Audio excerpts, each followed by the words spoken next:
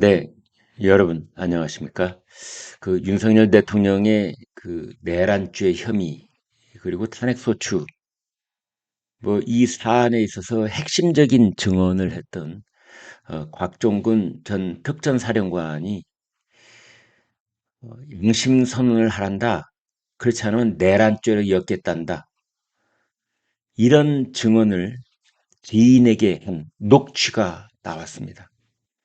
그래서 또 한 번 발칵 뒤집히고 있습니다. 국민들이 도대체 어디까지 놀라야만 이 일이 끝날런지요. 내용을 좀 같이 보면 이렇습니다. 곽종근 전 특전사령관 계엄 해제 직후 내가 살려면 양심선언을 하라고 한다. 안 그러면 내란죄로 엮겠단다. 이 육성이 공개가 된 겁니다. 모니터로 함께 보시죠. 정말 이게 21세기 대한민국 땅에서 벌어지고 있다는 사실이 정말 놀라울 뿐입니다. 12월 5일 날 고등학교 동창과 나눴다는 통화라는데요. 통화에서 박동근 사령관은 이렇게 말합니다. 내가 참 할 말은 무지하게 많은데 내가 살려면 나보고 양심선을 하라는데 어쨌든 간에 애들이 다 사정을 아는데 그래도 내란죄로 엮겠단다. 사정이 많은데 지금은 아무도 내 말을 안 듣는다. 이렇게 말을 한 겁니다. 박동근하고 20년 친구라고 알려진 이 사람은 이제 TV조선 인터뷰에서 양심 선언을 한 양심 선언을 요구한 주체에 대해서 맥락상 국민의힘 쪽은 아니지 않겠는가라고 말했습니다. 국민의힘 쪽이 아니면 어디가 있겠습니까? 민주당 쪽이죠. 그걸 직접적으로 콕 찍어서 얘기는 안 한 겁니다. 그리고 이제 그 다음 날이 12월 6일, 이제 우리가 다 알고 있는 곽종근이 김병주 민주당 의원이 하는 유튜브 채널에 나와서 본회의장으로 들어갔던 일부 인원이 있고 밖에 있던 인원이 있었는데 김용현 전 국방장관으로부터 국회의사당 안에 있는 인원들을 밖으로 끌어내라고 들었다라고 말하자 이때 김병주 의원이 국회의원들을요? 라고 이제 되묻고 곽종근 사령관이 네 라고 대답을 합니다. 자, 지금 이 국면도 인원, 요원, 국회의원, 인원, 요원, 의원. 그래서 곽종근은 원래는 인원이라고 했는데 국회의원이 다그치듯이 의원, 국회의원이라고 고쳐서 말하고 곽종근은 마지못해 네 라고 짧게 한마디 하고 넘어가는 그 국면입니다. 자, 그 이후에 있었던 곽종근의 말은 수십 번 왔다리 갔다리 합니다.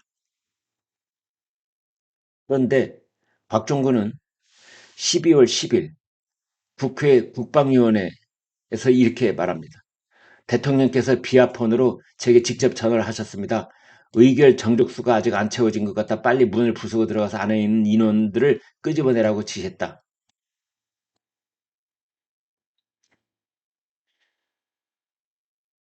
그런데 해가 바뀌고 2월 6일이 됐습니다. 헌법재판소 탄핵심판에 증인으로 출석을 해서 곽종근은 말이 달라집니다.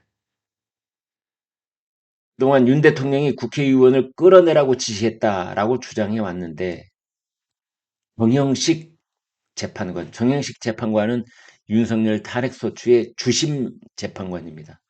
말이 불분명하다 이렇게 추궁을 하자 곽종근은 윤 대통령이 국회의원을 끌어내라고 한 적은 없다. 의원이 아니라 인원으로 기억한다. 라고 말을 바꿨습니다. 그러니까 요점을 다시 정리를 해본다면 곽종근은 국회에 가서는 국회의원 듣기 좋은 말을 하고 특히 민주당 의원들 듣기 좋은 말을 하고 헌법재판소에 와서는 진실에 가까운 얘기를 하고 또는 윤 대통령 변호인단이 듣기 좋은 말을 하고 이렇게 말이 자기가 어디에 갔느냐에 따라서 말이 왔다리 갔다리 하고 있는 겁니다. 이럴 경우에는 일반적인 법정에서는 이 사람이 하는 모든 말을 다 오염된 증언, 믿을 수 없는 증언, 신뢰할 수 없는 그런 증언이라고 보고 모두 다 증거에서 제외를 시킵니다. 이제 그런 상황 속에서 이 사람 말이 워낙 왔다리 갔다리 하니까 당연히 민주당이 뭔가 회유한 것 아니냐 이런 의혹이 제기가 된 거죠. 당시 상황을 잘 아는 김현태 특전사 707 특수임무단장 2월 17일 국회에 출석해서 이렇게 말했습니다. 계엄 직후 민주당 의원들이 곽종근을 개별적으로 접촉해서 회유한 정황이 있다. 김현태 단장 이렇게 말합니다. 김병주 의원이 12월 5일에 있었던 그날 질문도 미리 불러주며 답변을 준비시키고 그 다음날 12월 6일 유튜브에 출연시켜 원하는 답변을 유도를 했다.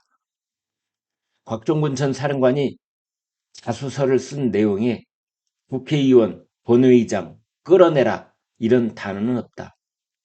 이런 것들이 좀 변형되지 않았을까 하는 우려를 하고 있다. 그런데 이번에는 또 곽종근이 이른바 옥중 입장문이라는 걸 냅니다. 내 의사대로 판단하고 증언했다. 야당의 회유는 없었다. 그런데 이번에 지인과의 통화 녹음이 공개가 된 겁니다.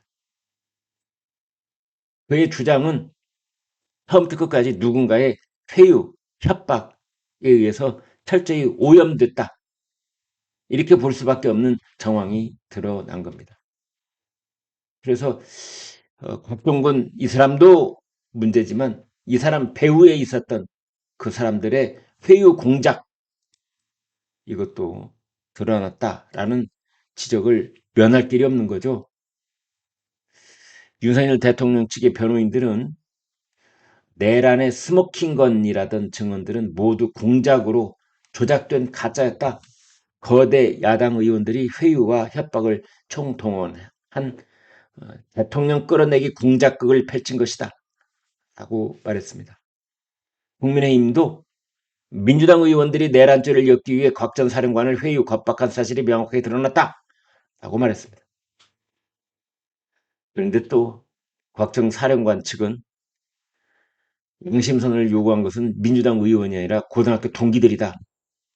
또 이렇게 말을 했는데 TV조선에 나왔던 그 고등학교 동기로 알려진 20년치기 이 사람 뭐 고등학교 동기인지 아무튼 양심선언을 요구한 주체에 대해서 뭐 우리들이 했어요 이렇게 말한 것이 아니라 국민의힘 쪽은 아니지 않겠는가 이렇게 말을 했습니다. 아무튼 이제 표로도 이렇게 만들 수가 있는데요. 국정군의 말과 행적들이 얼마나 왔다리 갔다리 했는가를 보여주는 그런 내용입니다. 그래서 이제 이렇게 봐야 됩니다. 지금 윤석열 대통령에 대한 이 곽종근 또는 뭐 홍장원 그 메모, 정치인 체포 메모 이런 것들이 오염됐기 때문에 사실은 헌법재판소가 제대로 하려고 한다면 이 사람들 다시 불러다가 다시 묻고 다시 대답해서 제대로 된 진실된 그날에 있었던 일 그것들을 드러내놓고 헌법재판소의 재판관들이 탄핵 소추 인용이냐 기각이냐를 결정해야 되는 겁니다. 이렇게 오락가락하고 있다는 것 그러니까 윤석열 대통령을 탄핵에 이르게 하려는 그 핵심적 증언들이 이렇게 오락가락 완전히 오염됐다는 그러한 정황이 또다시 드러내고 있다면 이거는 그러니까 탄핵소추 이건 요건 자체가 안 된다. 내란을 빼라고 했다는 것도 요건이 안 되고 또 거기에 관련된 증언들 또는 증거물들이 왔다리 갔다리 하고 있으면 이것이 뭐 중대한 범죄에 이르냐 안 이르냐 이런 걸 따지기 이전에 일단 성립이 안 되는 것 아니냐. 따라서 이건 무조건 각하여야 된다. 그렇지 않고 가령 헌법재판관들 중에 이건 탄핵소추에 이를 만큼 중대한 뭐 범죄니까 더 따져봐야 돼 한다면 변론을 재개해야 된다. 그래서 우선 당장 곽종근, 홍장원 두 사람 불러다 놓고 명백하게 다시 최종적 진술을 한 번 더 들어야 되는 것 아니냐. 지금 그런 얘기가 나오고 있는 겁니다. 네, 여러분 고맙습니다.